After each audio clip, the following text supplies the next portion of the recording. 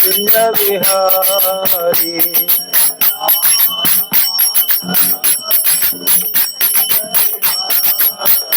जय श्री कृष्ण चैतन्य प्रभु नित्यानंद, श्री अद्वैत गदाधर शिवासादि गौर भक्त वृंद।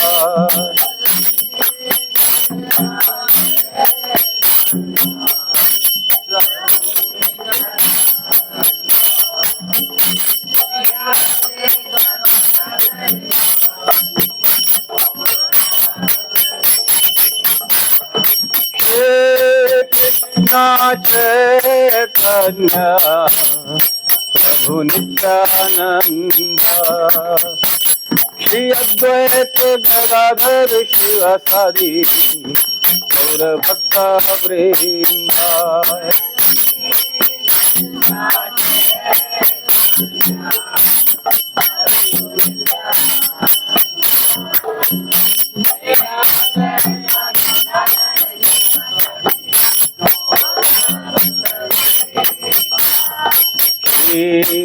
कृष्ण चैतन्य प्रभु नित्यानंद, श्री अद्वैत गदाधर शिवासादि गौर भक्त वृंद।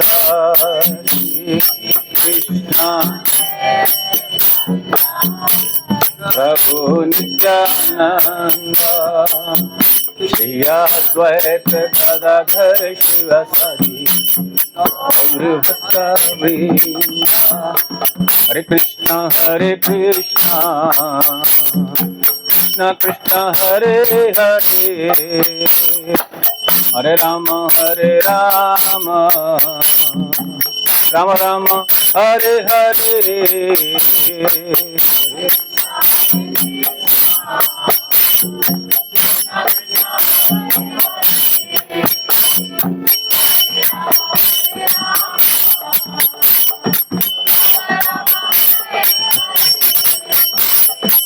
हरे कृष्ण कृष्ण कृष्ण हरे हरे, हरे राम राम राम हरे हरे।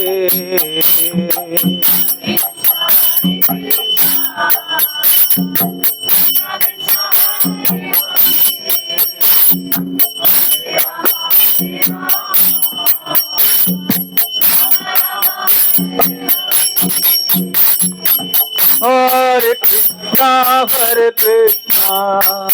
कृष्ण कृष्ण हरे हरे, हरे राम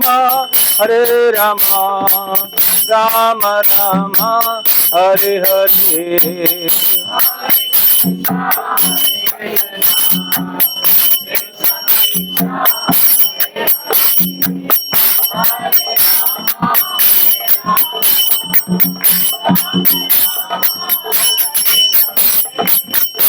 हरे कृष्ण कृष्ण कृष्ण हरे हरे, हरे राम राम राम हरे हरे।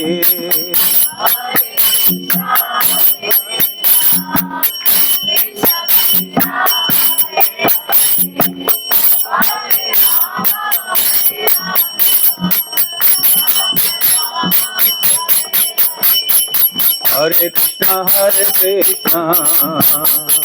कृष्ण कृष्ण हरे हरे, हरे राम राम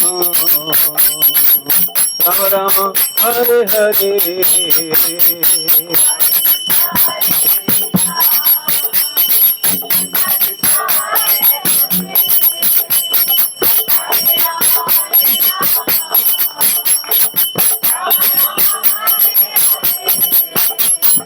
हरे कृष्ण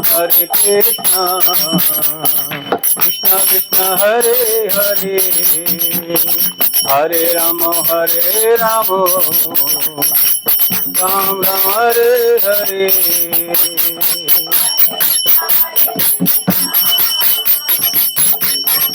बोलो बोलो।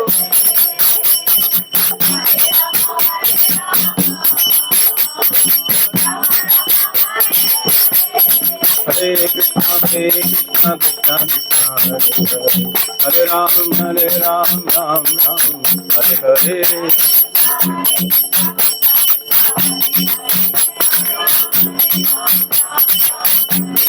जय राधा मदन मोहन राधा मदन मोहन राधा मदन मोहन राधे। जय राधा मदन मोहन राधा।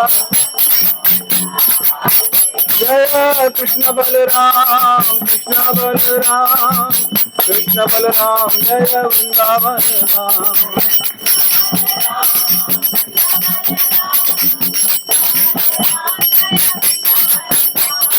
जय जगन्नाथ जय बलदेव जय सुभद्रा जय सुदर्शना।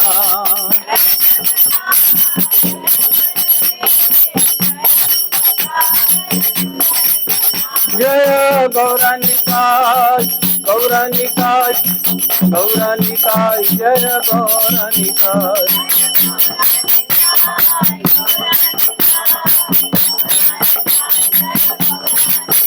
जय जय प्रभुपाद प्रभुपाद प्रभुपाद प्रभुपाद।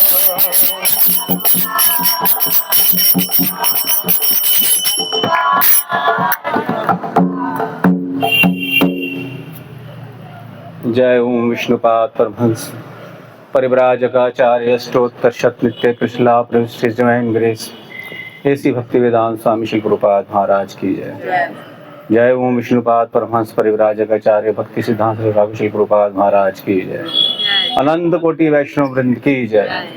नामाचार्य हरिदास ठाकुर की जय। प्रेम से कहो श्री कृष्ण चैतन्य प्रभु नित्यानंद श्री अद्वैत गदाधर श्रीवासादि गौर भक्तवृंद की जय।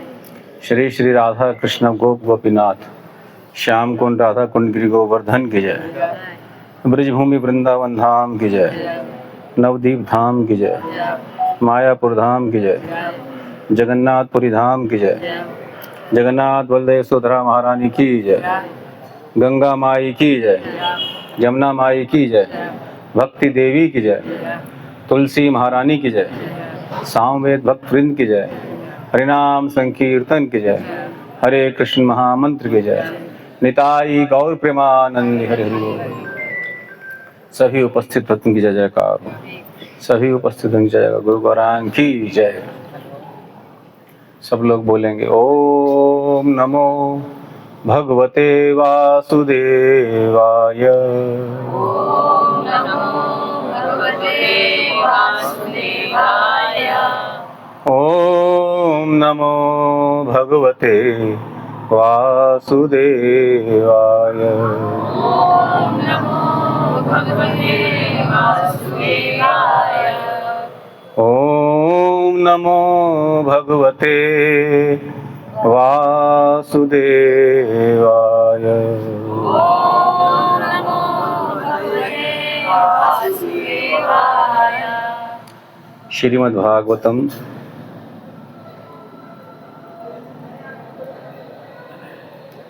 स्कंध 10 चैप्टर 10 श्लोक संख्या 38। इसका हम आवृत्ति करने का प्रयास करेंगे। एक बारी सुन लीजिए फिर आवृत्ति करेंगे।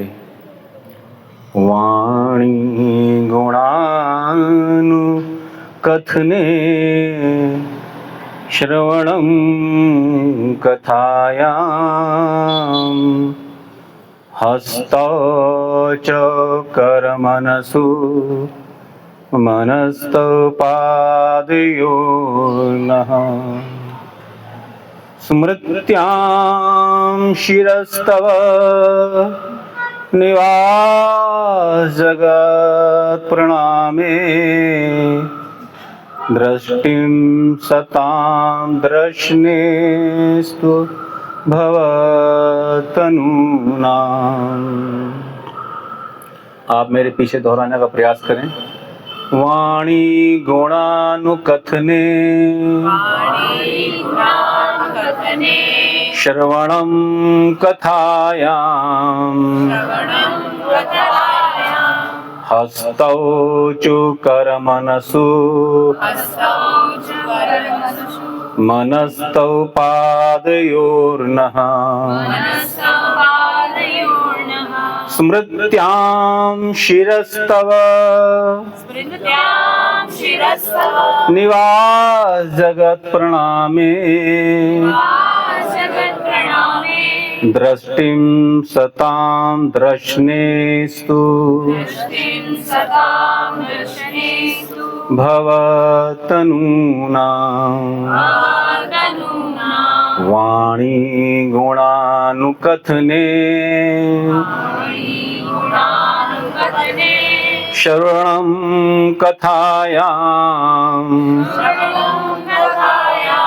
हस्तौ च करमनसु मनस्तौ पादयोर्नः स्मृत्यां शिरस्तव निवास जगत प्रणामे दृष्टि सतां दर्शनेस्तु भवतनूनां। इसका अनुवाद मेरे पीछे दोहराइएगा। अब से हमारे सभी शब्द आपकी लीलाओं का वर्णन करें। हमारे कान आपकी महिमा का श्रवण करें। हमारे हाथ पांव और इंद्रियां आपको प्रसन्न करने के कार्यों में लगें। तथा हमारे मन सदैव आपके चरण कमलों का चिंतन करें। हमारे सिर इस संसार की हर वस्तु को नमस्कार करें, क्योंकि सारी वस्तुएं आप ही के विभिन्न रूप हैं। और हमारी आंखें आपसे अभिन्न वैष्णव के रूपों का दर्शन करें। कितना सुंदर श्लोक है ये कौन बोल रहे हैं? यह बोल रहे हैं कुबेर के पुत्र नल और कुबर। भगवान ने उनका उद्धार किया, नल कुबर का। यमलार्जुन जिनका नाम था, वह भगवान के सुंदर विग्रह के दर्शन करके इस श्लोक का उच्चारण कर रहे हैं। यानी देखिए आप, एक मदमस्त व्यक्ति जब भगवान के दर्शन कर लेता है, घमंड से चूर व्यक्ति भगवान के दर्शन कर लेता है, और ये बुरे से बुरा व्यक्ति जिसका आचरण हो भगवान के दर्शन प्राप्त कर लेता है, उसकी भी बुद्धि भगवान को देखकर शुद्ध हो जाती है। ऐसे ही कुबेर के पुत्रों की बुद्धि शुद्ध हो गई और भगवान से प्रार्थना कर रहे हैं कि हे भगवान, अब से हमारे जो शब्द हैं आपकी लीलाओं का ही वर्णन करें। और यही दोनों पुत्र कुबेर के गोलोक के अंदर गए, और गोलोक के अंदर इनका नाम हुआ मधुकंठ, और दूसरे का पुत्र का नाम था, क्या नाम था प्रभु जी, भूल गया मैं। मधुकंठ और स्मितकंठ, दो पुत्र थे ये। यह गोलोक के अंदर सबके सामने बैठकर भगवान की कथाओं का ही वर्णन करते हैं। जीव गोस्वामी जी ने गोपाल चंपू के अंदर इतना सुंदर वर्णन किया है। मधुकंठ और स्मितकंठ जो हैं, मधुकंठ वर्णन करते हैं, एक दिन सारे के सारे वहां पर वो बैठ जाते हैं राजा, और सारे के सारे उनके जो गोप हैं, गोपियां हैं, नंद महाराज हैं, नंद यशोदा हैं, रोहिणी हैं, बलराम जी हैं, सब बैठते हैं वहां पर। और उनके बीच में उनसे कहते हैं कि अब आप हमारे को कथा सुनाएं भगवान की। भगवान भी बैठे हैं, श्री कृष्ण बैठे हैं, बलराम जी बैठे हैं, उनके सामने मधुकंठ और स्मितकंठ दोनों कथा सुना रहे हैं भगवान की। और एक कहते हैं कि एक दिन एक व्यक्ति कथा कहेगा, दूसरा व्यक्ति श्रोता बनेगा, दूसरा भाई, दोनों भाई हैं। और दूसरे दिन दूसरा व्यक्ति जो श्रोता था वह कथावाचक बनेगा और जो कथा कह रहा था वह है श्रोता बनेगा। तो इस प्रकार से जो उसने मांगा भगवान से कि हमारी वाणी आज से आपकी कथाओं का ही गायन करे, भगवान ने उनके वचनों को, उनके इस मांग को शीघ्र ही पूरा कर दिया। यदि हम भी ऐसी मांग करें भगवान से कि भगवान हमारी वाणी आपकी कथाओं का गान करे, हमारे कान आपकी कथाओं का श्रवण करें और आप हमारे हाथ आपके चरणों की सेवा में लगे रहें, और हमारी जो आंखें हैं आपसे अभिन्न जो वैष्णव हैं उनके दर्शन करती रहें, और हमारे सिर संसार की प्रत्येक वस्तु को नमस्कार करें, क्योंकि आपसे अभिन्न कोई संसार में वस्तु नहीं है, तो हमारा जीवन भी सफल हो जाएगा। यह मांग भगवान से करनी चाहिए। लेकिन हम मांगते क्या हैं?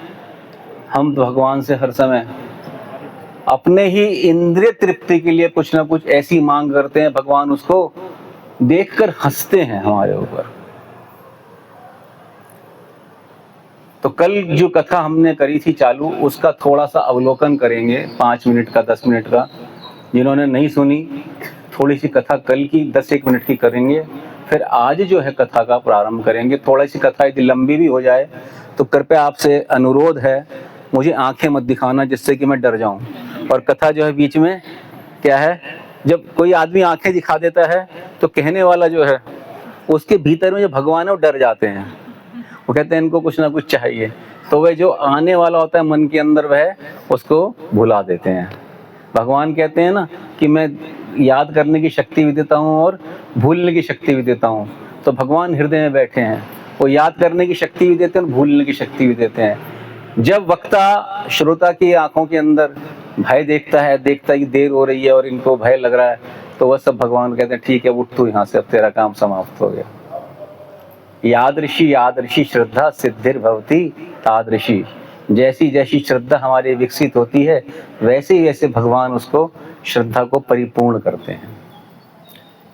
ओम अज्ञानतिमिरन्धस्य ज्ञानाञ्जन शलाकया चक्षुरुन्मीलितं येन तस्मै श्री गुरुवे नमः। श्री चैतन्य मनोभीष्टं स्थापितं येन भूतले स्वयं रूपः कदा मह्यं ददाति स्वपदान्तिकम्। वन्देऽहं श्रीगुरु श्रीयुतपदकमलं श्रीगुरून् वैष्णवांश्च श्रीरूपं साग्रजातं सहगण रघुनाथान्वितं तं सजीवं साद्वैतं सावधूतं परिजन सहितं कृष्ण चैतन्य देवं श्रीराधा कृष्ण पादान् सहगण ललिता श्री विशाखान्वितांश्च। हे कृष्ण करुणा सिंधु दीनबंधु जगतपते गोपेश गोपिका कांत राधा कांत नमस्तुते। तप्त कांचन गौरांगी राधे वृंदावनेश्वरी वृषभानुसुते देवी प्रणमामि हरिप्रिये। वाञ्छाकल्पतरुभ्यश्च कृपा सिन्धुभ्यैव च पतितानां पावनेभ्यो वैष्णवेभ्यो नमो नमः।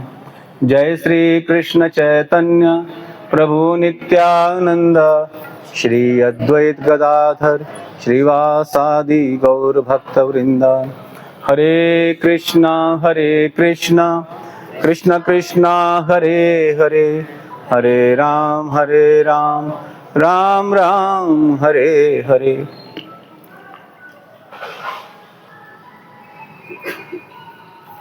तो कल जो है हमने भागवतम से कुछ जानकारी और कुछ कथा कही थी, तो उसका थोड़ा सा अवलोकन करते हैं, सिर्फ 10 मिनट का। समय हो रहा है 7:57। कथा चलेगी 9 बजे से पहले तो समाप्त होगी नहीं, ध्यान कर लेना। उसके और 5-7 मिनट आगे जा सकती है, पीछे तो जाएगी नहीं। तो कल हमने कथा शुरू करी थी कि परीक्षित महाराज सुखदेव गोस्वामी से कहते हैं कि आपने अभी तक सूर्य वंश का वर्णन किया है, अब मैं चंद्र वंश का वर्णन सुनना चाहता हूँ। तो ब्रह्मा जी चंद्रवंश का वर्णन करते हैं आगे, कहते हैं हे परीक्षित, तुम्हारा प्रश्न बहुत सुंदर है। अब मैं चंद्रवंश का वर्णन करता हूँ। ब्रह्मा जी कहते हैं कि मेरे एक पुत्र थे, मेरे 10 पुत्र हैं ब्रह्मा जी के, उसमें एक पुत्र है अत्रि मुनि। अत्रि मुनि जो हैं उनके आंसुओं से 3 पुत्र उत्पन्न हुए, चंद्रमा, दत्तात्रेय और दुर्वासा मुनि। तो चंद्रमा को ब्रह्मा जी ने अधिपति बना दिया नक्षत्रों का, और नक्षत्रों का अधिपति बनाने के बाद उसका जो घमंड बहुत बढ़ गया। उसने एक परम सुंदरी थी, बृहस्पति देव जो थे उनकी पत्नी तारा, उसका हरण कर लिया। बहुत देवताओं ने कहा कि तुमने गलत करा है और इसको छोड़ दो तारा को, लेकिन उसने उनकी बात नहीं मानी, घमंड से वह चूर था। तब ब्रह्मा जी ने उसको फटकारा। ब्रह्मा जी की फटकार से वह आतंकित हो गया, बोला कि ब्रह्मा जी ने मेरे को फटकारा है, यदि ये चाहें तो मुझसे यह जो मेरा पद है इसको छीन सकते हैं। तो उसने वह तारा को बृहस्पति को लौटा दिया। बृहस्पति जी को जब लौटाया तो उस समय में तारा गर्भवती थी और वह पुत्र था चंद्रमा का। तो चंद्रमा जब उसका पुत्र हुआ तारा के, तो उसने चंद्रमा ने उस पुत्र को ले लिया। बहुत बुद्धिमान पुत्र था वह। तो उस पुत्र का नाम ब्रह्मा जी ने रख दिया बुध। क्या नाम रखा? बुध। तो बुध के साथ इला का विवाह हुआ। इला जो पिछले जन्म के अंदर प्रदुमन थी, सुदुम्न स्त्री थी, लेकिन किसी प्रकार से वह फिर दोबारा पुरुष बन गई, ऐसे उसके साथ हुआ। लेकिन जब इला हुई तो उसका विवाह किसके साथ हो गया? बुध के साथ। उन दोनों के साथ एक पुत्र उत्पन्न हुआ जिसका नाम था पुरुरवा। क्या नाम था? पुरुरवा।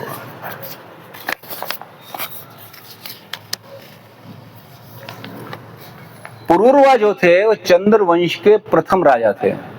चंद्रवंश इन्हीं से चालू हुआ।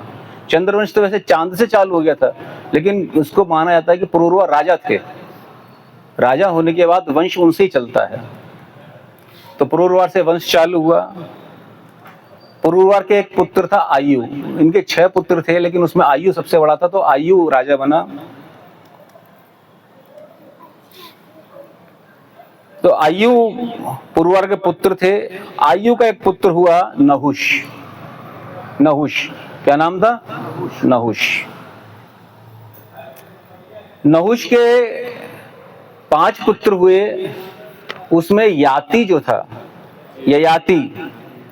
ययाति पुत्र जो था वह राजा बन गया, और सब पुत्र को राजा नहीं बनाया, ययाति को राजा बना दिया गया। ययाति के 5 पुत्र हुए। उसमें एक पुत्र था यदु। पूर्वी था, पुरु से पौरव वंश चला और यदु से यदु वंश चला। लेकिन यदु वंश को शाप था कि वह आगे से शासन नहीं कर पाएंगे। इसकी एक लंबी कहानी है, वह कहानी में जाएंगे तो इसी कहानी में समय निकल जाएगा। तो यदु के एक पुत्र थे, उसका नाम था क्रोस्टा। क्रोस्टा का पुत्र हुआ बृजिनमान। उसका पुत्र हुआ स्वाही। स्वाही का पुत्र हुआ ऋषेकु। इनकी सबकी कहानियां कल थोड़ी थोड़ी मैंने बताई थी। ऋषेकु के पुत्र हुए चित्ररथ, फिर शशबिंदु, और शशबिंदु के बाद पृथुश्रवा इनके पुत्र हुए। शशबिंदु के पृथुश्रवा के पुत्र हुए धर्मचक्र, उष्णा हुए, फिर मधु हुए, इससे मधु माधव कहलाए। मधु के कुरु हुए, इससे कुरुवंश कहलाए। अंधक हुए, दुंदुभि हुए, आरुषक हुए, पुष्यवान, सुयज्ञ, और सुयज्ञ के आहुक नाम का पुत्र हुआ। आहुक से वृषणी हुए, वृषणी से सुमित्र हुए, और सुमित्र और वृषणी की जो पुत्र थे, सुमित्रा और वृषणी के पुत्र, उससे सूरसेन हुए। शूरसेन से वसुदेव का जन्म हुआ और वसुदेव से श्री कृष्ण का जन्म हुआ। तो इस प्रकार से कल हमने कुछ ये वंशों का वर्णन किया था भगवान श्री कृष्ण के। इसके अंदर नहुष महाराज की कथा कही थी और है वंश के जो राजा थे कार्तवीर्य अर्जुन, उनकी कथा कल सुनाई थी कि किस प्रकार से कार्तवीर्य अर्जुन इसी वंश के अंदर थे और उन्होंने दत्तात्रेय जी की तपस्या की और उनसे वर प्राप्त किया और 1000 हाथ प्राप्त किए। उस 1000 हाथ के साथ उसने रावण को विजय प्राप्त कर ली, रावण को बांध लिया। और जब जमदग्नि जो थे, इसी कुल के अंदर जमदग्नि थे, उनकी कामधेनु को चुरा लिया तो उनके पुत्र परशुराम जी ने उनका वध कर दिया। तो इस प्रकार से है वंश के जो राजा थे कार्तवीर्य, उनकी कथा सुनी, ययाति महाराज की कथा सुनी, परशुराम जी की कथा सुनी। तो इस प्रकार से अनेक कथाओं से यह वंश बहुत उज्जवल था। भगवान श्री कृष्ण का वंश चंद्रवंश बहुत उज्जवल था। अनेक यशस्वी राजा हुए इसके अंदर। अब भगवान श्री कृष्ण के वंश का जब हम वर्णन सुनते हैं और कहते हैं तो भगवान श्री कृष्ण को बहुत आनंद आता है अपने वंश का वर्णन सुनने के अंदर। तो ये कथा कल भागवतम के अंदर थी। तो आज की कथा ये गर्ग संहिता है, इस ग्रंथ से हम लेंगे। गर्ग संहिता के अंदर कथा प्रारंभ होती है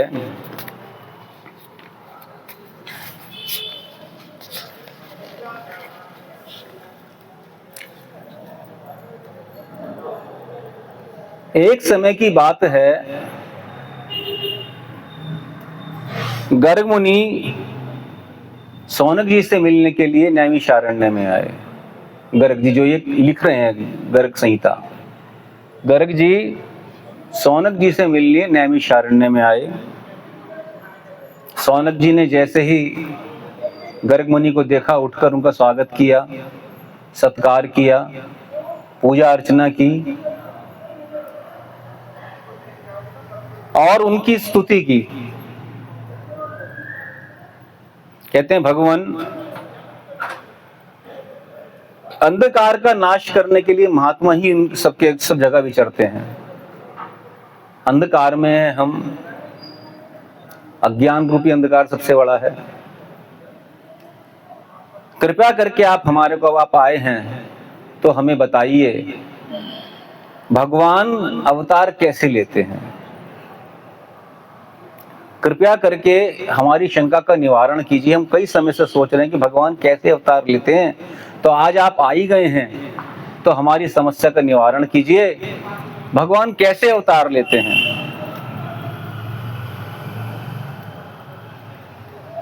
गर्ग जी इस सुंदर प्रश्न को सुन के बहुत संतुष्ट हुए और प्रसन्न हुए। जब किसी से श्री कृष्ण कथा कहने के लिए कहा जाए और उसको संतुष्टि और प्रसन्न हो तो समझना चाहिए कि हमारा जो भाग्य जागृत होने वाला है।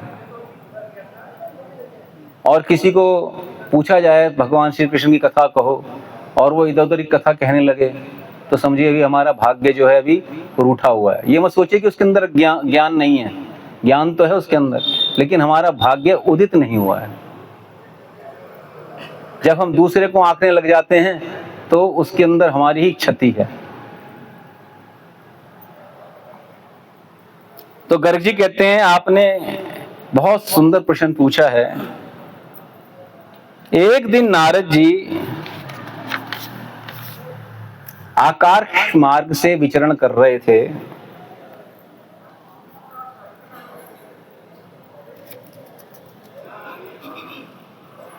और प्रभु जी थोड़ी सी लाइट को देखना पड़ेगा।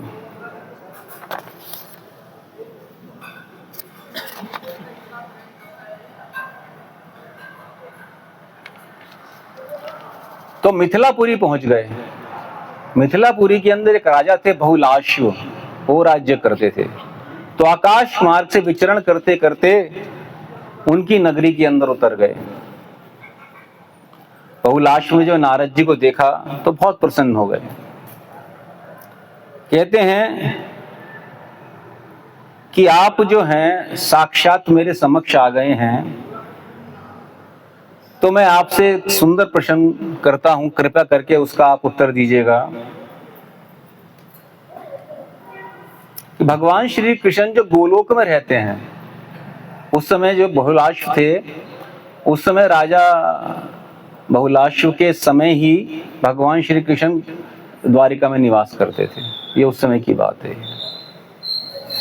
वो कहते हैं कि आप बताइए कि जो भगवान श्री कृष्ण साक्षात गोलोक में निवास करते हैं, वह द्वारिका में क्यों आ गए? द्वारिका में क्यों आ गए? वो क्या कारण है? और आप मुझे गोलोक का वर्णन कीजिए।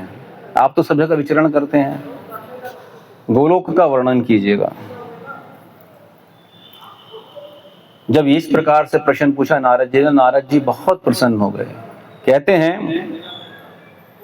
हे बहुलाशु राजा, जो जीभ पाकर भी भगवान श्री कृष्ण का कीर्तन नहीं करता, वह दुर्बुद्धि मनुष्य मोक्ष की सीढ़ी नजदीक पाकर भी उस पर नहीं चढ़ता। जो व्यक्ति कीर्तन नहीं करता भगवान की कथाओं का, इसका बहुत सुंदर श्लोक एक भागवतम के अंदर है, दूसरे स्कंद के अंदर। बीतिल बिले बतोरु कौमृग कृमान ये, ना शरणवता कर्णपुटे नरस्य, जिह्वास्तिदार्दो रिकेव सूता, न चोप गाया उरुगाय नाथा। उसके कान बिल के समान है। बिले बतौरु क्रम विक्रमान ये, जो विक्रम, जो भगवान श्री कृष्ण की कथाओं को ना शरणता, न सुनते नहीं है, अपने कर्णपुटे नरस्य, अपने कान के छिद्रों के अंदर, जो अपने कान की छिद्रों के अंदर भगवान श्री कृष्ण की कथाओं को नहीं सुनते, उनके कान सांप के बिल के समान है। बिले बतोरु क्रम विक्रमान ये, ना शरणता कर्ण पुटे नरस्य, जिह्वास्ति दार्दु रिकेव सूता। जिह्वास्ति दार्दुरिकेव सूता, उसकी जिह्वा क्या है? दार्दुरिकेव, एक मेंढक की जीभ के समान है। जिह्वास्ति दार्दुरिकेव सूता, ना चोप गाया उरुगाय नाथा, जिसने भगवान की कथाओं को अपने मुख से नहीं गाया। कितना सुंदर श्लोक है ये। वही श्लोक नारद जी कह रहे हैं, जो जीव पाकर भी भगवान श्री कृष्ण का कीर्तन नहीं करता, वह दुर्बुद्धि मनुष्य मोक्ष की सीढ़ी पाकर भी उस पर चढ़ने की चेष्टा नहीं करता। हे राजा, इस धराधाम पर भगवान श्री कृष्ण का जो पदार्पण हुआ है, जो लीलाएं हुई हैं, वह सब मैं तुमसे कहता हूं, सुनो। अब वो लीला बता रहे हैं नारद जी राजा बहुलाशु को, और यही लीला सौनक जी सुन रहे हैं गर्ग मुनि जी से। बहुत समय पहले की बात है। दानव, दैत्य, असुर स्वभाव के मनुष्य और दुष्ट राजाओं के भार से ये पृथ्वी बहुत आक्रांतित हो गई थी, बहुत आक्रांत थी, आतंकित थी। तो उसने रूप बदला गाय का, और अपनी आंतरिक व्यथा को निवेदन करने के लिए ब्रह्मा जी के पास गई। उसके कष्ट को ब्रह्मा जी ने सुना, उसे धीरज मंदाया और तत्काल उसको लेकर समस्त देवताओं सहित भगवान शिव की शरण में गए। जब शिव ने उनकी कथा को सुना, व्यथा को सुना, तो बोले कि इसका तो निवारण सिर्फ विष्णु जी कर सकते हैं। तो क्षीर सागर के पास गए, चतुर्भुज भगवान विष्णु को प्रणाम किया, उनकी स्तुति की और अपना सारा अभिप्राय स्तुति के रूप के अंदर भगवान को कह सुनाया। उसी क्षण भगवान ने जब उनकी व्यथा को सुना तो भगवान विष्णु क्या कह रहे हैं, ये सुनने वाली बात है। सुनिए आप सब। कहते हैं, ब्रह्मा, इस समय साक्षात भगवान श्री कृष्ण जो अनंत ब्रह्मांडों के स्वामी हैं, परमेश्वर हैं, उनकी कृपा के बिना यह कार्य संपन्न नहीं हो सकता। जो पृथ्वी आतंकित है, उसको आतंकों को भगवान श्री कृष्ण ही समाप्त कर सकते हैं। अतः तुम सब लोग उन्हीं की शरण में जाओ। तुम सब लोग भगवान श्री कृष्ण की शरण में जाओ। कौन कह रहे हैं ये? हैं? कृष्ण जी कह रहे हैं। ब्रह्मा बोले, भगवान, मैं तो यही जानता था कि आपके अतिरिक्त कोई और परम तत्व तो है ही नहीं, आप ही परिपूर्ण परम तत्व हैं। यदि कोई दूसरा आपसे उत्कृष्ट है तो मुझे दर्शन कराइए, उसके निश्चित रूप से दर्शन कराइए आप। नारद जी कहते हैं कि भगवान के, ब्रह्मा जी के इस प्रकार कहने पर विष्णु जी ने ब्रह्मांड के शिखर पर एक छिद्र दिखाया। ये ब्रह्मांड है ना पूरा का पूरा, उसके ऊपर एक छिद्र दिखाया। वह छिद्र वामन भगवान के पैर के नंगूठे से हो गया था इस ब्रह्मांड के अंदर। जब ब्रह्मांड का उन्होंने नाप लिया था तो उनका अंगूठे का जो नखून था उससे इस ब्रह्मांड के अंदर छेद हो गया था। उन्होंने कहा, देखो ये छेद देख रहे हो तुम, इस छेद के अंदर से हम भगवान के गोलोक जा सकते हैं, यही इस ब्रह्मांड से निकलने का मार्ग है। तो बोले चलिए फिर यहां पर से। तो वह छेद जो है ब्रह्म द्रव, एक जल होता है, उससे भरा हुआ था और वहां पर एक विमान था, एक जहाज पानी का, जिसके द्वारा उस छेद को पार किया जा सकता था। सिर्फ वही विमान आरक्षित है वहां पर जिससे उस छेद को पार किया जा सकता है। तो सारे के सारे जो हैं देवता, ब्रह्मा जी, शिव, विष्णु जी उस जहाज के अंदर बैठ गए और उसके जहाज के अंदर बैठकर उस जल के प्रवाह को पार किया। तो जैसे ही पार किया ऊपर पहुंच गए और नीचे देखते हैं कि जिस ब्रह्मांड से निकले हैं वह ब्रह्मांड एक तूंबे की तरह, तूंबा देखा है आपने, एक बहुत बड़ा कुम्हाड़ा सा होता है, वह उसके अंदर ऊपर बैठे हैं। मतलब जो पूरा ब्रह्मांड है एक तूंबे की तरह नजर आ रहा है। और वहां पर एक बहुत बड़ी नदी है, उसको बोलते हैं बिरजा नदी। उस बिरजा नदी के अंदर वह जो तूंबा है वह लुढ़क रहा है और ऐसे करोड़ों तूंबे उस बिरजा नदी के अंदर इधर उधर लुढ़क रहे हैं। अर्थात वो जिस ब्रह्मांड से निकले हैं ऐसे अनेकों ब्रह्मांड उस बिरजा नदी के अंदर इधर उधर हिलोरे खा रहे हैं। अभी आप सब लोग ये सब वर्णन सुन रहे हैं तो उसे विश्वास नहीं होगा, लेकिन अभी कुछ ही दिनों पहले साइंस की एक मैगजीन के अंदर खबर चुकी थी, जैसे हमारा ये ब्रह्मांड है ऐसे करोड़ों ब्रह्मांड हैं, क्या करोड़ों गैलेक्सीज हैं जिसके अंदर अनंत तारे हैं। और वहां तक पहुंचने के लिए प्रकाश मील जो है, कितने करोड़ अरबों प्रकाश मील दूर वह जगह है। वो लिखा है, सब लोग उसको मान लेते हैं, वो भी मानते हैं, साइंटिस्ट भी मानते हैं उसे। मतलब ऐसे हमारे जो ब्रह्मांड है सबसे छोटी गैलेक्सी है।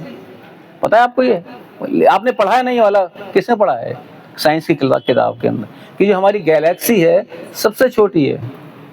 और ऐसी अनेकों गैलेक्सी, और जो हमारे सूरज है सबसे छोटा है। ये ऐसे करोड़ों अरबों गुना इससे बड़ा सूरज है इस संसार के अंदर। जब ये साइंस कहती है तो हम मानते हैं, लेकिन जब हमारे ग्रंथ कहते हैं तो उसको हम नकारते हैं। ये सब ढकोसला है, ये वो वही बात कह रहे हैं।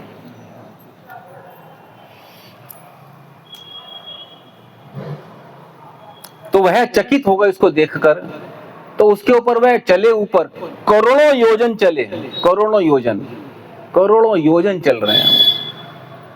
तो ऊपर करोड़ों योजन चलते चलते उन्हें 8 नगर मिले। कोई सोएगा नहीं भाई, सोने के लिए नहीं रखा है यहाँ पे। यदि नींद आ रही है तो आप सब लोग पीछे बैठिए, जिसको नींद आ रही है। ये तो मुझे भी नींद आ जाएगी यहाँ पे आपको देख। देखिए कथा के अंदर यदि है ना नींद आती है तो इसका मतलब क्या है? दो कारण है, या तो कथा में रुचि नहीं है या बहुत आनंद आ रहा है। दो ही चीज है ना। आनंद के अंदर आदमी को बहुत नींद आती है रोज, जब आनंद आता है तो आनंद आता है, आनंद बड़ी अच्छी नींद आती है। एसी चल रहा हो, खूब आराम से गद्दा पड़ा हुआ हो और कोई शोर ना हो तो हम सो जाएंगे तो आदमी आराम से कहता है आज तो बहुत अच्छी नींद आई है, आनंद आ गया। तो कथा के अंदर भी है ना सोना भी अच्छा है यदि आपको आनंद से नींद आ रही है तो। लेकिन रुचि नहीं है, रुचि नहीं है, उससे नींद आ रही है तो वो गलत है। तो आप मुझे बता देना कि हमें नींद आ रही है आनंद में आ रही है या रुचि से आ रही है, बिना रुचि के आ रही है। मैं पूछ लूँ आपसे कि ऐसी नींद आ रही है आपको, तो बता देना, आप सच सच बता देना, ठीक है ना। 8 नगर मिले उनको, तो झुंड के झुंड रतनमयी उसके अंदर वृक्ष थे, रतनमयी वृक्ष उस नगर के अंदर, और उनसे उन रत्नों से उनकी मनोरमता बढ़ रही थी। आगे बढ़ते बढ़ते देवता उस उत्तम नगर में पहुंचे। अनंत कोटि सूर्यों से भी ज्यादा उसको उज्जवल प्रकाश मिला वहां पर। अनंत कोटि दिव्य सूर्य सहस्र से भवेद युगपत उत्थिता। ये कहा गया है भगवत गीता के अंदर कि भगवान श्री कृष्ण का प्रकाश है वो कैसा दिव्य सूर्य सहस्र से, हजारों करोड़ों गुना सूर्य इकट्ठे हो जाएं तो भी वह प्रकाश जो है भगवान श्री कृष्ण के प्रकाश की बराबरी नहीं कर सकता। वैसा ही पुंज उन देवताओं को और ब्रह्मा को और शिव को प्राप्त हुआ वहां पर। महान पुंज जान पड़ा। तब भगवान विष्णु ने कहा कि इनको प्रणाम करो आप। तो सारे देवताओं ने, ब्रह्मा ने, शिव ने, सबने मिलकर आप प्रणाम किया, ध्यान किया। उसी समय ज्योति के भीतर एक परम शांतिमय लोक उनको दिखाई दिया। लोक, उस ज्योति के अंदर एक लोक था। ध्यान कीजिए आप सब लोग, ये जो है ना वर्णन, ये भगवान के बाह्य, जो हम जो लोग कहते हैं ना बाह्य विवरण है, जो उनका आवरण है जिसके अंदर ज्योति नजर आती है, उस ज्योति से भी ऊंची ज्योति है ये। ज्योति तो ब्रह्म, ज्योति तो बहुत छोटी चीज है ये ज्योति नजर आई। उस ज्योति के अंदर एक लोक था। जब प्रणाम किया तो लोक नजर आया। उस ज्योति के अंदर, लोक के अंदर धवल वर्ण वाला, सफेद मुख वाले शेष नाग के दर्शन हुए। शेष नाग जो अनंत शेष हैं वो वहां पर थे उस ज्योति के अंदर। कुंडली मार के बैठे हुए थे वो, बहुत बड़ी कुंडली। सभी देवताओं ने उनको देखकर उनको प्रणाम किया। और शेष नाग जो थे उनकी गोदी के अंदर गोलोक धाम था। उनकी गोदी के अंदर क्या था? गोलोक धाम।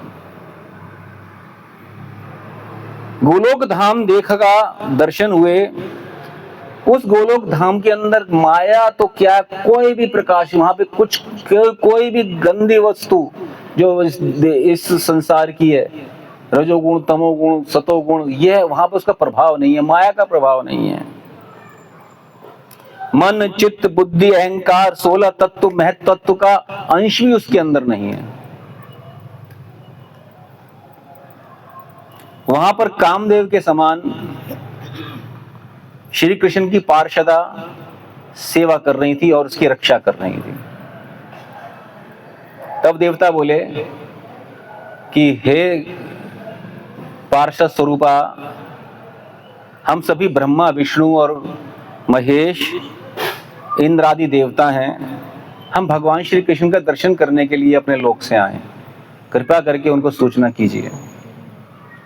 नारद जी कहते हैं उनमें एक सखी थी शत्र चंदानना, शत्र चंद्र आनना, जिसके हजारों चंद्रमा जैसे मुख हैं, उसके हजारों चंद्रमा भी उसकी मुख के आगे फीके हैं। उसका नाम है शत्र चंद्र आनना, उसके नाम से विख्यात थी।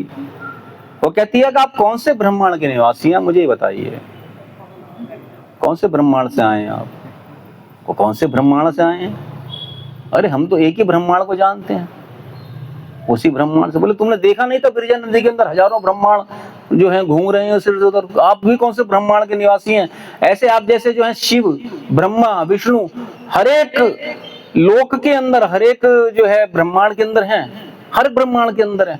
करोड़ों ब्रह्मा है, करोड़ों विष्णु है, करोड़ों उसके अंदर अरबों, जिनकी कोई संख्या नहीं है, वो सब उसके अंदर उपस्थित है, शंकर भी उसमें है। तो आप कौन से ब्रह्मांड से आए हैं बताइए मेरे को। बोले हम तो जानते नहीं। बोले इसका मतलब कभी आप घर से बाहर निकले ही नहीं कभी भी आज तक, हम घर में रहते हैं। हम तो बड़े लज्जित हो गए वो सारे देवता। तो विष्णु जी बड़े उसके अंदर चतुर्थ विष्णु जी कहते हैं जहां पर भगवान त्रिविक्रम जो थे, वामन भगवान, उन्होंने अवतार लिया था और उनके पांव से छेद हो गया था ब्रह्मांड के अंदर, उस वीवर से हम आए हैं, उस ब्रह्मांड के हम निवासी हैं। तो शत चंद्रानना बहुत प्रसन्न हुई उनसे, बोली हाँ ये बात सही है आपकी, अब मैं पहचान गई। तो कहती है ठीक है मैं अंदर जाती हूँ और अनुमति लेके आती हूँ। अंदर गई, उसी क्षण के अंदर आ गई, बोले आपको अनुमति है, आप अंदर पदार्पण कीजिए। गई अंदर, वहां पर उन्होंने देखा बहुत सुंदर गोलोक धाम है। गोलोक धाम के दर्शन भगवान श्री विष्णु जी ने, ब्रह्मा जी ने और शिव जी ने और अन्य देवी देवताओं ने किए। वहां पर गोवर्धन पर्वत था गोलोक धाम के अंदर, चारों ओर गोलोक के एक गोवर्धन पर्वत था, वहां भी गोवर्धन पर्वत है। श्याम वर्ण वाली यमुना नदी वहां पर बह रही थी, मंदी मंदी उसकी गति थी, बहुत सुंदर गति थी। दिव्य वृक्ष थे, लताओं से भरा हुआ था, वृंदावन अत्यंत शोभा पा रहा था। उसी वृंदावन के मध्य भाग में 32 वनों से युक्त एक नित्य निकुंज था। 32 वन थे, उसमें नित्य निकुंज था।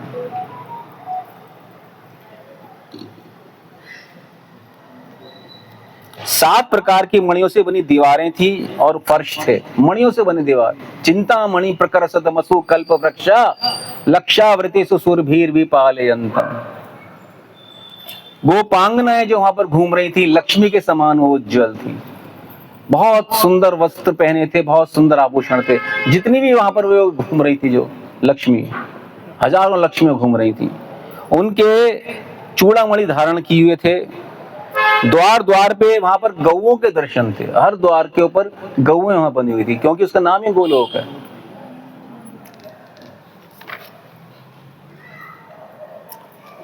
उन किंकड़ियों से वो सब सजी हुई थी गौएं, उनके सींग सोने से मंडे हुए थे, खुर भी सोने से मंडे हुए थे। हिरण के समान उनके बछड़े थे जो छलांग मार मार के नित्य उनके स्तन का पान करते थे, थनों का पान करते रहते थे। कुछ वहां पर ग्वाले थे, चरावाए थे, अब भगवान की लीलाओं को मधुर स्वर से गा रहे थे। उनके हाथ में बांसुरियां थी, बांसुरियां बजा बजा के वह भगवान श्री कृष्ण की जो लीलाएं थी उनका सारे चरवाहे और जो ग्वाले थे वह गान कर रहे थे। वहां पे यही है, वहां पे यही कार्य है गोलोक के अंदर। चरवाहे भी किस लिए हैं? वो चरवाने के लिए नहीं है कि वो चरा के लेके आएंगे और उनको बड़ी शर्म होगा, ऐसा नहीं है। सिर्फ भगवान की लीलाओं के अंदर आनंद देने के लिए भगवान को। उस समय वहां पर उन्होंने 1000 दल वाला कमल का पुष्प देखा देवताओं ने, उस वृंदावन के बीच में 1000 दल वाला, 1000 पंखड़ी वाला सहस्त्र कमल। सहस्त्र कमल होता है ना, उसमें वो देखा। सहस्त्र कमल मतलब हजारों उसके अंदर पंखड़ियां थी, सफेद रंग का देखा, बहुत बड़ा कमल दिखाई दिया। ऐसा लग रहा था मानो प्रकाश का बहुत बड़ा पुंज हो। और उस सहस्त्र कमल के ऊपर 16 कमल का पुल, 16 पंखड़ियों का कमल था, बहुत सुंदर। और उस 16 पंखड़ी के ऊपर 8 कमल का पुष्प था। पहले 1000 कमल का पुष्प, उसके ऊपर 16, उसके ऊपर 8 कमल का पुष्प, और उसके ऊपर एक बहुत सुंदर ऊंचा सिंहासन रखा हुआ था। देखिए गोलोक का वर्णन आप यहाँ बैठे बैठे सुन रहे हैं, अभी तो गए नहीं है हम। जब किसी का वर्णन सुनते हैं अमेरिका का, न्यूजीलैंड का, थाईलैंड का, दुबई का, तो जाने की इच्छा जागृत होती है ना। तो ऐसी गोलोक का वर्णन गर्ग संहिता में किया गया है। कल वृंदावन का वर्णन सुनना आप, जो इस भौम का नहीं है, जो गोलोक का वृंदावन, उसका वर्णन सुनना कल आप। तो वहां पर एक सुंदर सिंहासन रखा अष्टकमल के ऊपर, बहुत सुंदर रतन जड़ित सिंहासन है। तार मध्य रत्नासने बोशी अच्छे दुई जने, श्याम संगे सुंदरी राधिका। वृंदावन रम्य स्थान, दिव्य चिंतामणि धाम, रतन मंदिर मनोहर। ये उसका वर्णन है। ये नरोत्तम दास ठाकुर ने इतना सुंदर भजन लिखा है वो वाला।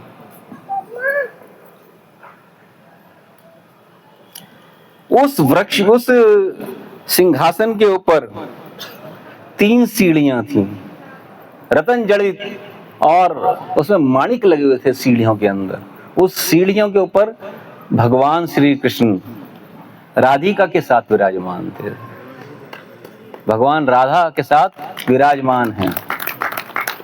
कौन देख रहे हैं? ये ब्रह्मा जी देख रहे हैं, विष्णु जी देख रहे हैं स्वयं, और शिव जी देख रहे हैं, और अन्य देवी देवता और इंद्र देख रहे हैं। वहां पर भगवान राधा जी के साथ विराजमान हैं। उनके ऊपर हंस के समान सफेद पंखे झलने वाले कौन कौन हैं? 8 दिव्य सखियां हैं वहां पर, 8 दिव्य सखियां, और 8 गोप हैं दिव्य, जो उनके सामने पंखे झल रहे हैं भगवान के ऊपर। भाई पंखे झलने की आवश्यकता नहीं होती है। आपने कई बार देखा होगा कि एक बहुत बड़े गुरु बैठे हैं या संत बैठे हैं, वहां पे एसी भी चल रहे हैं, पंखे भी चल रहे हैं, लेकिन एक पीछे बैठ के एक व्यक्ति मोर का पंख या चमर ढुलाता है। किस लिए करता है वो? क्या उसको आवश्यकता है? सम्मान के लिए, आदर के लिए, ये सब। तो भगवान को आवश्यकता नहीं है, गोलोक है वो। तो वहां सर्दी गर्मी नहीं होती, मक्खियां नहीं होती जिसको उड़ाना पड़े चमर से। वो भगवान के लिए एक उनका एक अलौकिक वातावरण ऐसा है, उनका आभा ऐसी है, इसलिए वो आवश्यकता है। भगवान श्री कृष्ण के वाम भाग में राधिका जी बाईं भुजा से सुशोभित हैं, और भगवान ने स्वेच्छा से अपनी दाहिने पैर को टेढ़ा करके रख रखा है, हाथ में बांसुरी धारण किए हैं। बहुत सुंदर मुस्कान है भगवान की, और सारे देवी देवताओं को मोहित कर रही है। श्री वत्स का चिन्ह है उनके सीने के ऊपर, रत्नों से जड़े हुए किरीट हैं, कुंडल हैं, बाजूबंद भगवान की शोभा बढ़ा रहे हैं। इसके बाद संपूर्ण देवताओं ने हाथ जोड़ लिए भगवान के समक्ष। ब्रह्मा जी ने, विष्णु जी ने हाथ जोड़े, भगवान की स्तुति करने लगे। हे राजन, नारद जी कहते हैं, उस समय सबके देखते देखते वहां पर ही अष्टभुजाधारी वैकुंठाधिपति भगवान हरि प्रकट हो गए। वह उठे और भगवान श्री कृष्ण के विग्रह के अंदर समा गए और दूसरी तरफ चले गए। भगवान हरि। उसी समय नरसिंह जी पधारे वहां पर, और भगवान श्री कृष्ण के तेज में समा गए नरसिंह देव भगवान। इसके बाद श्वेत द्वीप के स्वामी विराट पुरुष, वे भगवान के श्री कृष्ण के विग्रह में सहसा प्रविष्ट हो गए। फिर भगवान कोमल लोचन राम वहां पे स्वयं पधारे। वह भी एक हाथ से निकल आए और भगवान श्री कृष्ण के अंदर प्रविष्ट हुए और दूसरी ओर से निकल गए। भगवान श्री कृष्ण आराम से बैठे हैं, उन्हें पता नहीं क्या हो रहा है। वो आ रहे हैं, जा रहे हैं, आ रहे हैं, जा रहे हैं, लेकिन उनको वो आराम से निश्चल रूप से बांसुरी बजा रहे हैं। वो भगवान श्री कृष्ण, उनको कुछ भी इसके अंदर कुछ ये नहीं लग रहा कि कोई व्यक्ति आ रहा है तो मैं सचेत हो जाऊं, या मैं कुछ हिल जाऊं, या मैं बैठ जाऊं। नहीं, उनको कुछ फर्क नहीं पड़ रहा।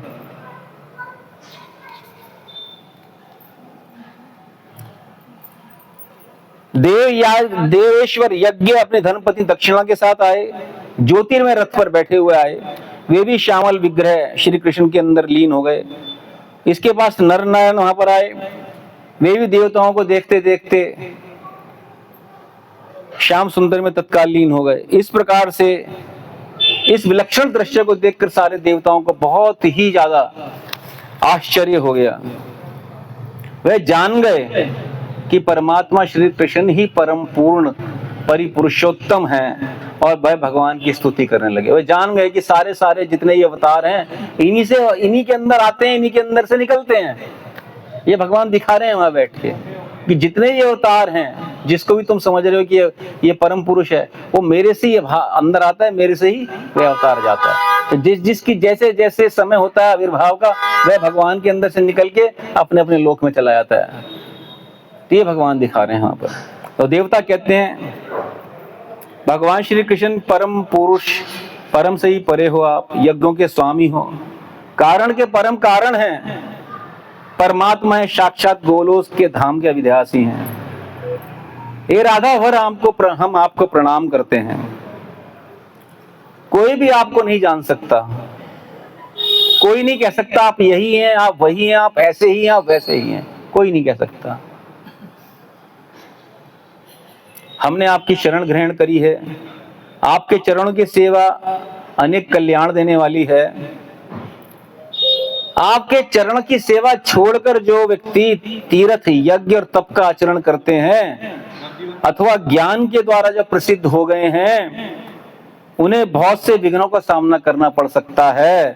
वे सफलता प्राप्त नहीं कर सकते जो भगवान की चरणों की सेवा छोड़कर यज्ञ करते हैं और तीर्थ करते हैं। भगवान, अब हम आपसे क्या निवेदन करें? आपसे तो कोई बात छिपी नहीं, आप सर्वज्ञ हैं, लेकिन फिर भी आपके समक्ष कहते हैं कि भगवान, हम संकट में पड़े हैं, आप हमारी रक्षा करें। भगवान, आप वृंदावन के स्वामी हैं, गिरजापति भी कहलाते हैं, आप ब्रज के अधिनायक हैं, गोपाल के रूप में अवतार धारण करके अनेक प्रकार की लीलाएं विहार करते हैं। श्री राधा जी के प्राण वल्लभ हैं और श्रुतिधरों के स्वामी हैं। हे बनाथ, आप ही गोवर्धनधारी हैं। अब आप धर्म को धारण करने के वाली इस पृथ्वी का उद्धार करने का कृपा करें। उनकी बात को सुन के भगवान श्री कृष्ण कहते हैं, ब्रह्मा, शंकर, अन्य देवताओं, तुम सबकी मैंने बात सुनी है। अब तुम मेरे आदेश के अनुसार अपने अंशों से देवियों के साथ यदुकुल में जन्म धारण करो। मैं भी अवतार लूंगा। भगवान कह रहे हैं, मैं भी अवतार लूंगा और मेरे द्वारा पृथ्वी का भार दूर होगा। मैं भी अवतार लूंगा।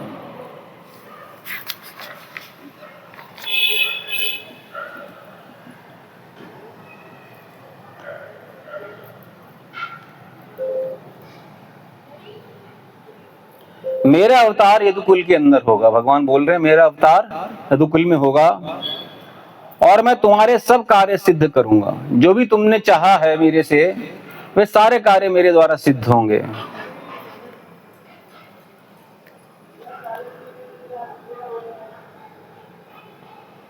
तो यह सारे कार्य जब उन्होंने सुने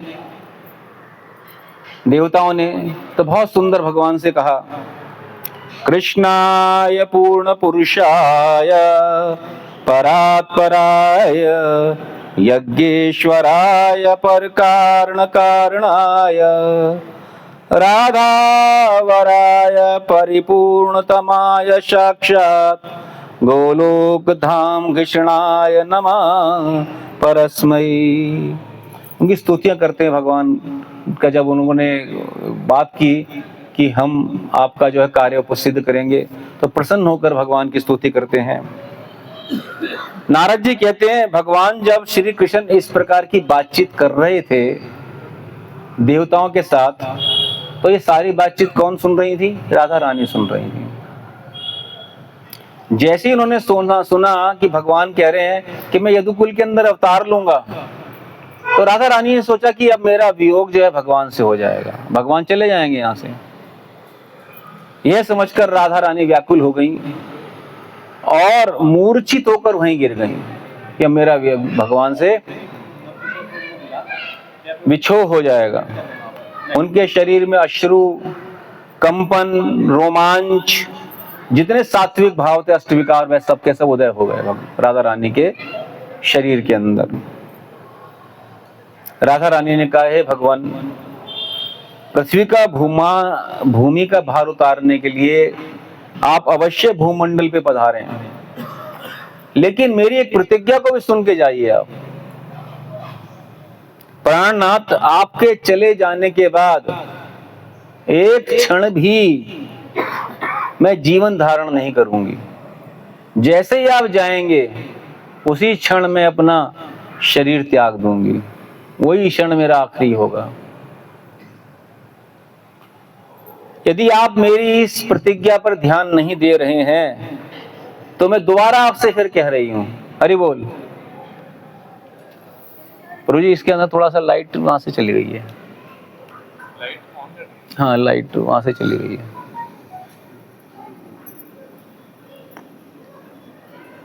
नीचे से आता आ रहा है। यदि आप मेरी इस प्रतिज्ञा पे ध्यान नहीं दे पा रहे हैं तो दोबारा आपसे कह रही हूं मैं, अब मेरे प्राण अधर तक पहुंचने के लिए छटपटा रहे हैं। आपका विचार मैंने सुन लिया कि आप जाने वाले हैं पृथ्वी पर। अब मेरे प्राण बस निकलने को ही आ रहे हैं, अधर तक आ गए मेरे प्राण। ये शरीर से वैसे ही उड़ जाएंगे जैसे कपूर को छोड़ दिया जाए खुला तो उसके कण अपना आप ही उड़ जाते हैं, उसके लिए प्रयास नहीं करना पड़ता। तो मेरे को भी प्रयास नहीं करना पड़ेगा अपने प्राणों को छोड़ने के लिए, वह तुरंत उड़ जाएंगे। भगवान बोले, राधिके तुम विषाद मत करो, बिल्कुल भी है ना, विषाद मत करो, बिल्कुल भी चिंता मत करो। तुम भी इस बार मेरे साथ चलोगी, मैं तुमको भी लेके चलूंगा इस बार, और तुमको ले जाने के बाद ही मैं पृथ्वी का भार दूर करूंगा, देवताओं के कष्टों को करूंगा, और वहां पर हमारी भौम वृंदावन के अंदर कुछ लीलाएं भी होंगी। तुम्हारी द्वारा की गई बात को मैं अवश्य पूर्ण करूंगा। तो राधा जी कहती हैं, हे प्रभु, वहां तो ये वाला वृंदावन नहीं है जिसमें हम वास कर रहे हैं। जहां आप लेके जाएंगे पृथ्वी पर, इस वृंदावन के अंदर वास कर रहे हैं तो वृंदावन बहुत सुंदर है। इस वृंदावन जैसा वृंदावन वहां नहीं है। और देखो ये यमुना नदी बह रही है कितनी सुंदर, वहां यमुना नदी नहीं है। और ये गोवर्धन पर्वत देख रहे हैं आप, ये वहां गोवर्धन पर्वत भी नहीं है। आप जानते हैं गोवर्धन पर्वत के बिना, यमुना नदी के बिना, वृंदावन के बिना मैं कहीं नहीं रह सकती। इसलिए वृंदावन के अंदर सब लोग क्या बोलते हैं, राधे राधे।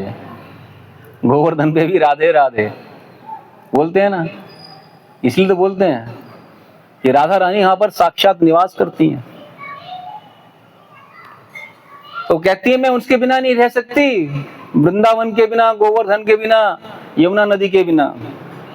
नारद जी कहते हैं, जब राधा जी का इस प्रकार से कथन भगवान ने सुना तो अपने धाम से, जो गोलोक धाम था, कौन सा, जिसमें भगवान गोलोक के अंदर निवास करते हैं, उसमें से 84 कोस मंडल की एक टुकड़ा इस पृथ्वी के ऊपर उतार दिया। 84 कोस का टुकड़ा एक इस पृथ्वी के ऊपर उतार दिया। इसलिए सब लोग 84 कोस मंडल की परिक्रमा करते हैं। ये 84 कोस मंडल जो है ना, ये इस पृथ्वी का हिस्सा नहीं है। हमको दिखता है ये सूरज घूम रहे हैं उसके अंदर गंदगी है, उसके अंदर नदी जो है साफ नहीं है, नालों की बदबू है, क्योंकि हमारे अंदर ही वो सब भरा पड़ा है। हमारे अंदर गंदगी है, हमारे अंदर बदबू है, हमारे अंदर मिथ्या अहंकार घुसा पड़ा है, हमारी इंद्रियां अशुद्ध हैं। तो उस अशुद्ध चीज से हमारे को अशुद्ध ही चीज प्राप्त होगी। दिव्य चीज को प्राप्त करने के लिए हमारे को इस शरीर से ऊपर उठना पड़ेगा, मन बुद्धि अहंकार से ऊंचा जाना पड़ेगा, भगवान की कथाओं के अंदर रस लेना पड़ेगा, भगवान की कथाओं को नित्य सुनना पड़ेगा। जब भगवान की कथाएं नित्य सुनेंगे, शरणता श्रद्धा नित्यम गृणतश्च सचेष्टितम कालेन नाति दीर्घेण भगवान विशते हृदि प्रविष्टा कर्ण रंध्रे न स्वानाम भाव सरोरुणम धुनोति शमलम कृष्ण सलिलस्य यथा शरत। श्रवणता श्रद्धा नित्यम, यदि हम श्रद्धा के साथ नित्य श्री कृष्ण की कथा को सुनेंगे, श्रवणता श्रद्धा नित्यम ग्रहणतश्च सचेष्टितम, और उसके ऊपर जो है मनन करेंगे, काले नाति दीर्घिणा, वो काल जो है दीर्घ नहीं है, लंबा नहीं है, भगवान विशते हृदय, भगवान हमारे हृदय के अंदर घुस जाएंगे। घुस के क्या करेंगे? ताश थोड़ी खेलेंगे अंदर बैठ के, चलो एक जीव है अंदर हमारे, तो जीवात्मा है ना, तो जीवात्मा और कृष्ण कल मिलकर कहेंगे तो ताश खेलेंगे हम दोनों, ऐसा नहीं करेंगे। हमारी गंदगी दूर करेंगे। प्रविष्टा कर्ण रंध्र स्वानाम भाम सरोरुम धुनोति शमलम यस्य, वो धुलाई करेंगे। सलिलस्य यथा शरद, जैसे शरद के अंदर जो है जो सरोवर है वो साफ हो जाता है। सरोवर जो है साफ कैसे होता है? सरोवर साफ कैसे होता है बताइए आप?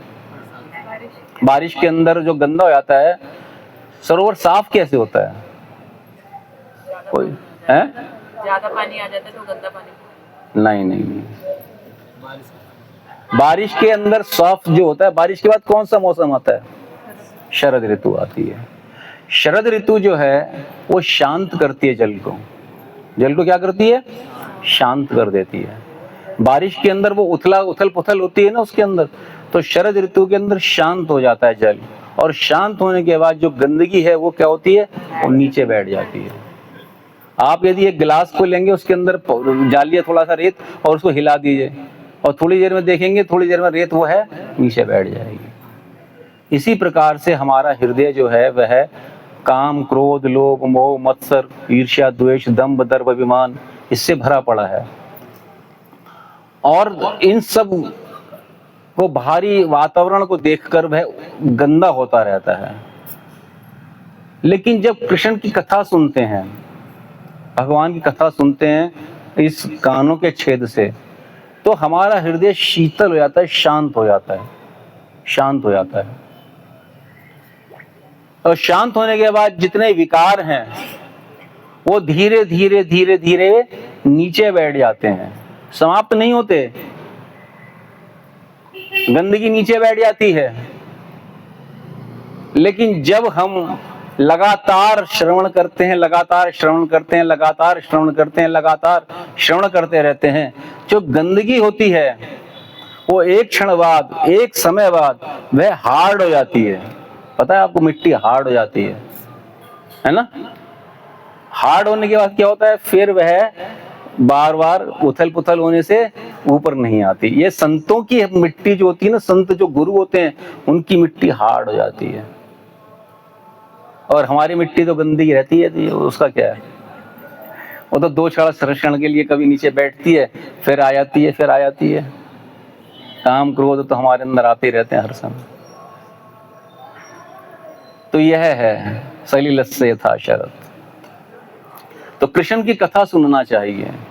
येन तेन प्रकारेण मनः कृष्णा निवेशयेत्, जैसे भी, कैसे भी, ऐसे भी, वैसे भी, किसी भी प्रकार से। जिस दिन हमारी कृष्ण कथा नहीं सुनी जा रही है वो दिन बेकार है। ध्यान कीजिए प्रभु जी, मैं ये व्यास आसन से बोल रहा हूँ, कहीं सुनी बात नहीं है। मैंने बुजुर्गों, अपने गुरुओं से सुनी है, ये सुनी है। ये श्रील प्रभुपाद कहते हैं, ये श्रील प्रभुपाद कहते हैं। आज भी मैं सुन रहा था कि हमारे लिए जो दीक्षा होती है वह पासपोर्ट होता है। दीक्षा क्या होती है? पासपोर्ट। गोलोक जाने का पासपोर्ट आपका बन गया दीक्षा। दीक्षा क्या है? पासपोर्ट। लेकिन पासपोर्ट बनने से क्या आप अमेरिका जा सकते हैं? क्या चाहिए उसके लिए? वीजा और टिकट। वीजा ही मिल जाएगा, टिकट नहीं मिलेगा। टिकट मिल जाएगा तो वीजा नहीं मिलेगा। क्यों प्रभु जी? तो टिकट क्या है और वीजा क्या है? वीजा है मंगल आरती अटेंड करना। मैंने सुना है आज के लेक्चर में सुबह, इसलिए बता रहा हूं आपको। वीजा है मंगल आरती को अटेंड करना, वीजा है, वीजा मिल गया। और भागवतम सुनना क्या है? टिकट है। आपने गोलोक का वर्णन सुना, यदि गोलोक जाना चाहते हैं तो कम से कम टिकट खरीद लीजिए, वीजा तो चलो बाद में मिल जाएगा, टिकट तो खरीद लीजिए। मतलब एक कृष्ण कथा तो रोज सुनिए, किसी भी तरह से सुनिए, अरे रिकॉर्डेड सुन लीजिए, किसी की भी सुन लीजिए, कृष्ण कथा सुनिए सुनिए। नहीं सुन पा रहे तो कहिए कहिए। तो यहां पर कह रहे हैं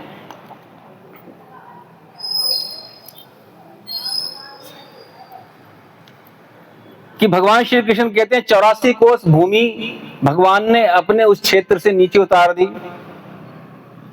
गोवर्धन पर्वत वो उतार दिया, ये यमुना नदी को कह दिया कि तुम भी भूतल के ऊपर अब चलो, हमारे को वहां पर लीला के अंदर सहयोग करना है।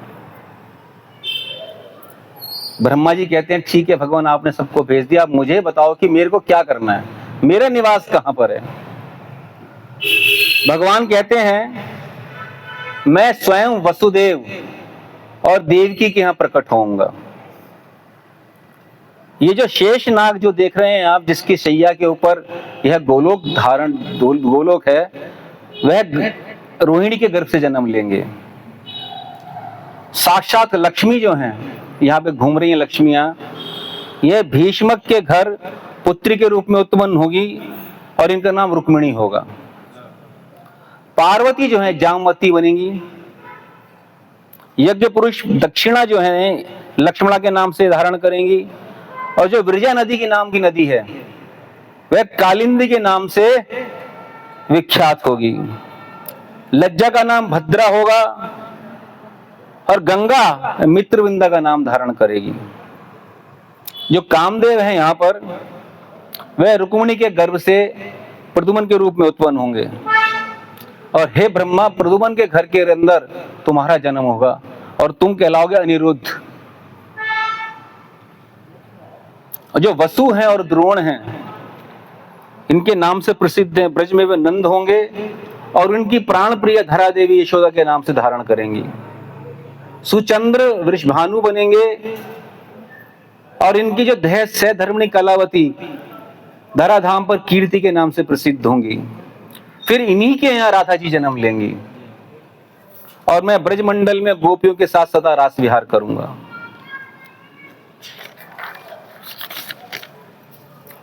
हे ब्रह्मन, सुबल और दामा नाम के मेरे सखा नंद और उपनंद के घर में जन्म धारण करेंगे।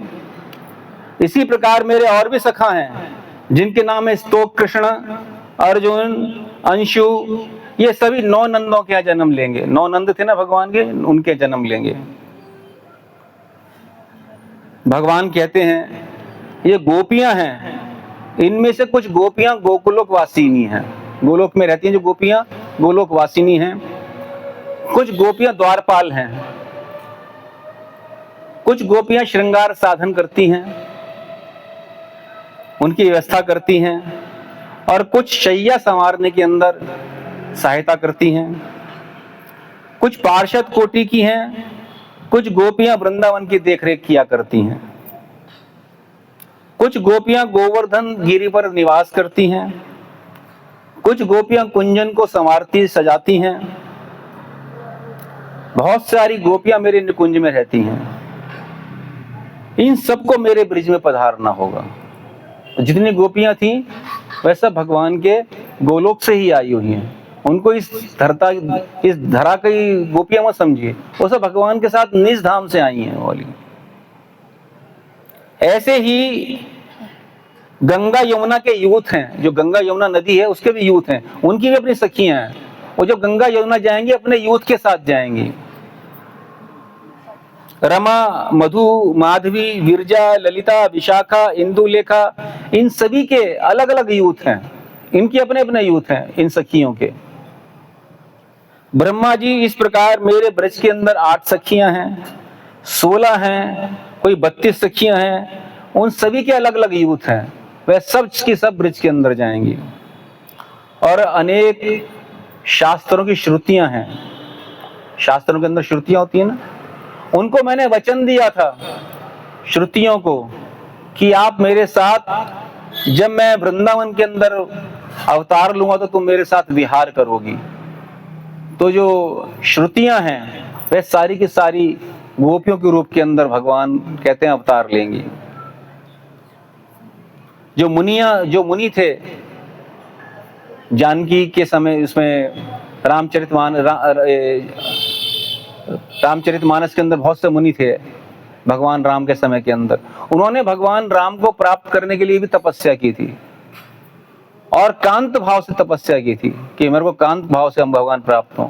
तो उन सब मुनियों को, उनकी पत्नियों को और जो धनुष यज्ञ के अंदर जो स्त्रियां थी उनकी कामना पूरी करने के लिए भगवान ने उन सभी को वचन दिया कि आप सब लोग ब्रज के अंदर मेरे साथ पधारेंगी और रास करेंगी। वो सब की सब ब्रज के अंदर जन्म लेंगी। इसी प्रकार से भगवान ने जब यज्ञ किया, जब सीता जी छोड़ के चली गई थी भगवान को, तो उन्होंने यज्ञ किया था, राजसूय यज्ञ। उसके अंदर भगवान ने कितने यज्ञ किए थे? 1008 यज्ञ किए थे। और हर बारी सीता की आवश्यकता पड़ी थी, तो सोने की सीता बनाई गई थी भगवान के लिए। सोने की सीता, उसके साथ बैठकर भगवान यज्ञ करते थे। और वो सीता जो है यज्ञशाला के अंदर रख दी जाती थी अलग एक। और इस प्रकार से 1000 सीता इकट्ठी हो गई सोने की, और वो सब राम राम राम राम बोलती थी हर समय। तो भगवान ने जब उनकी पुकार सुनी तो उन्होंने कहा कि हे भगवान हम क्या करें? तो बोले कि मैं तुम्हारे को सभी को स्थान दूंगा ब्रज के अंदर। तो सबकी सबको भगवान ने ब्रज के अंदर स्थान दिया और उनके साथ रास रचाया। कौशल देश की निवासियां, मथुरा देश की जो गोपियां थी उनको, और कहते हैं भगवान पूर्व युग के अंदर मैंने अनेकों स्त्रियों को जो है वर दिया है, ये उन सभी को मैं ब्रज के अंदर लेके जाऊंगा। और वे की सब पुण्य जो हैं स्त्रियां, जो 16,000 रानियां थी, उनका रूप धारण करेंगी, 16,000 रानियों का। इस प्रकार से भगवान ने कहा कि मैं अब शीघ्र ही अवतार लेकर तुम सभी के कष्ट को दूर करूंगा। आगे भगवान कहते हैं देवकी के रूप के अंदर कश्यप जी वसुदेव होंगे, पूज्य अदिति देवकी के रूप में अवतार लेगी, प्राण नामक वसु सूरसेन बनेंगे, ध्रुव नाम के वसु देवक होंगे। वसु नाम के जो वसु हैं वो उद्धव के रूप में प्रकट होंगे। कृतवर्मा कुबेर हृदिक नाम से और जल के स्वामी वरुण कृतवर्मा के नाम से प्रसिद्ध होंगे। राजा प्राचीन भरी गद बनेंगे और मरुद देवता उग्रसेन बनेंगे। भगवान ने सभी का नाम, सभी को यहाँ पे भेजा है। कोई ऐसे नहीं थे कि यहाँ पर अवतार लिया, सभी को अपने गोलोक से भेजा है। भक्त अम्बरीश भी आएंगे, युयाधान और भक्त प्रहलाद सात्यकी के नाम से प्रकट होंगे। क्षीर सागर जो है वो शांतनु बनेगा। वसुओं में श्रेष्ठ द्रोण साक्षात भीष्म पितामह के रूप के अंदर उत्पन्न होंगे। दिवोदास शल के रूप में आएंगे। भग नाम के सूर्य धृतराष्ट्र के रूप में अवतीर्ण होंगे। पूषा नाम से विख्यात देवता पांडु होंगे और धर्मराज राजा युधिष्ठिर के रूप में अवतार लेंगे। वायु देवता भीमसेन के रूप में अवतार लेंगे और स्वयंभू मनु अर्जुन के सामने अर्जुन के वेश में प्रकट होंगे। शत्रुपा जी सुभद्रा होंगी। सूर्य नारायण कर्ण के रूप में अवतार लेंगे। अश्वनी नकुल और सहदेव होंगे और धाता महान बलशाली बालिक नाम से विख्यात होंगे। अग्नि देवता द्रोणाचार्य बनेंगे। कली का अंश दुर्योधन होगा। कली का अंश कौन होगा? दुर्योधन।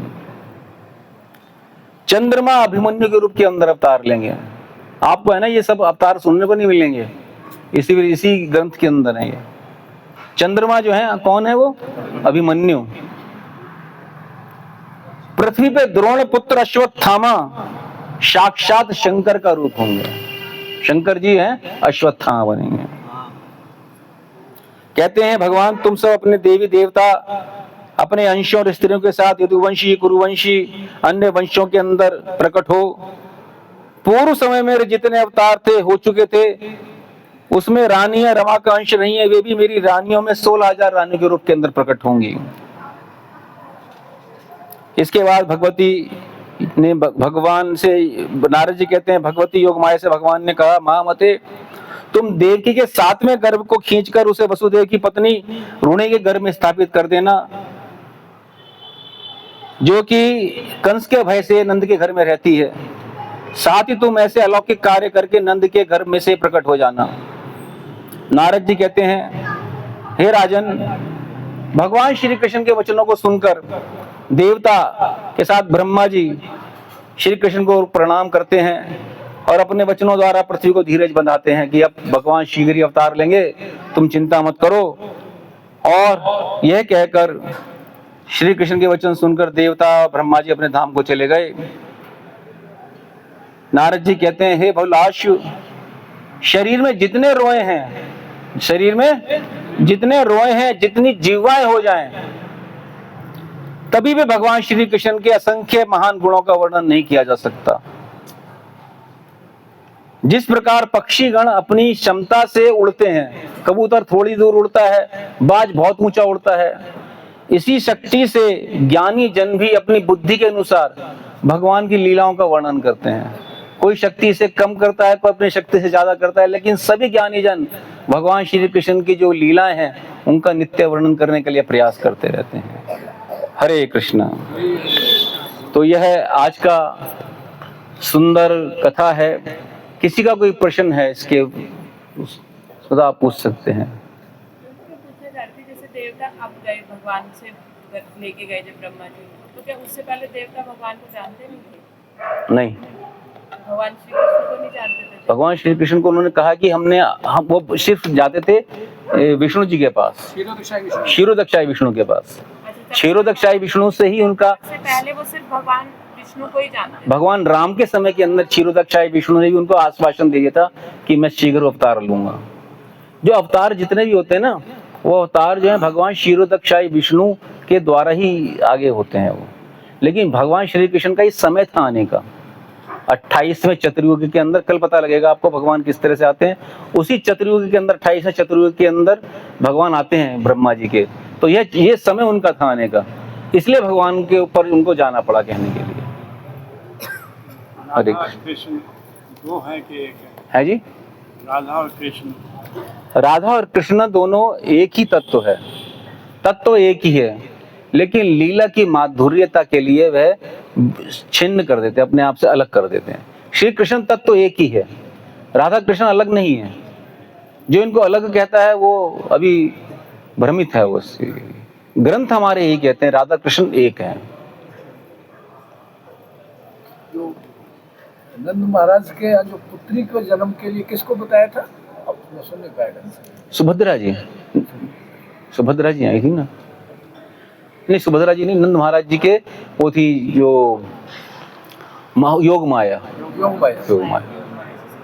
सुभद्रा जी तो देवकी जी की थी, योग माया थी जो योग माया, जिसको वो लेके गए थे वसुदेव जी, योग माया। तो आगे जो कहते हैं दुर्गा जी का रूप भी यही था कि दुर्गा देवी? हाँ, और महामाया थी ना। कल पता लगेगा उसके विषय में, कल आप सुनना। उसके अंदर यही बताया है कि पहले उन्होंने योग माया कहा उनको, भागवतम में है ये, भागवतम में वर्णन है 10वें स्कंद के अंदर। उन्होंने पहले योग माया को बुलाया, भगवान ने पहले योग माया को कहा कि हे महामाया, हे योग माया, तुम एक कार्य करो, तुम जाओ और मेरा जो अंश है, मेरा अंश जो है उसको खींचकर देवकी के गर्भ से और यशोदा के गर्भ के अंदर, उसको रोहिणी के गर्भ के अंदर स्थानांतरित कर दो। इसके लिए तुम्हारे को कुछ पुरस्कार देने की घोषणा करी भगवान ने कि तुम्हारे को इस प्रकार से तुम्हारे को जाना जाएगा इस कलयुग के अंदर। तो ये योग माया जो है वहां पर गई और महामाया के रूप के अंदर परिवर्तित हो गई। योग माया ने जन्म लिया रोहिणी के गर्भ से, यशोदा के गर्भ से, तो वह महामाया के रूप के अंदर परिवर्तित हो गई। तो जो भगवान वसुदेव जी लेके गए उसको, तो महामाया को लेके गए, वो योग माया को नहीं लेके गए, क्योंकि योग माया और महामाया दोनों एक ही हैं। योग माया जब भगवान श्री कृष्ण का कार्य करती है तो योग माया आती है, जो जीव का कार्य करती है तो वो महामाया हो जाती है। हरे कृष्ण।